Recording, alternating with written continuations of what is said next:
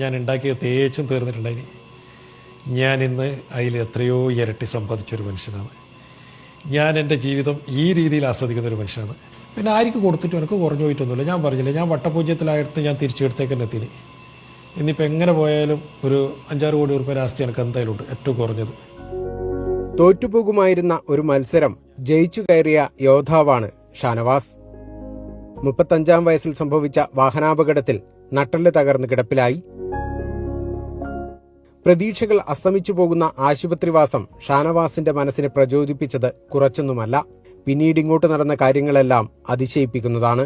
വലിയൊരു ഹോസ്പിറ്റലിൽ നിന്ന് എനിക്ക് തോന്നുന്നു, തിരിച്ചു വരണം, ജീവിക്കണം, അതിജീവിച്ചേ പറ്റൂ.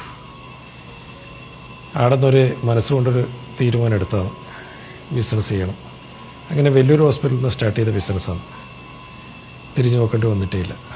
കോളിംഗ് സുരേഷ് പണിയെടുക്കാൻ പറഞ്ഞിട്ടുണ്ടല്ലേ. അതിലൊരു മെയിൻ കട്ട്ല 9-4 3 കട്ട്ല, അതിലൊന്നിന് അടിപ്പടി. 8-4 മെയിൻ കട്ട്ല, 8-4 മെയിൻ കട്ട്ല് 3 കട്ട്ലയിൽ ഒന്നിന് അടിപ്പടി ആയിരിക്കും അല്ലേ.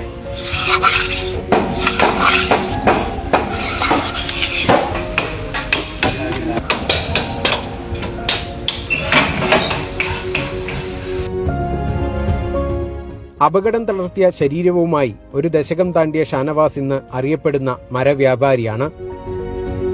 രാജ്യത്തിനകത്തും പുറത്തും നിന്നുമുള്ള മര ഉരുപ്പടികളുടെ വ്യാപാരത്തിലൂടെ വമ്പൻ ബിസിനസ് സാമ്രാജ്യം തന്നെ കെട്ടിപ്പടുത്തു ഈ മനുഷ്യൻ. 3 പാളി ജനല്, പിന്നെ ആ പൂജാമുറിയിലെ ഒരു പുഷ്പതാരം പ്ലാവില്. ഓക്കെ. അപ്പൊ പിന്നെ അത് പ്ലെയിൻ ചെയ്തിട്ട് പണിയെടുക്കാനും സംവിധാനമാക്കണം.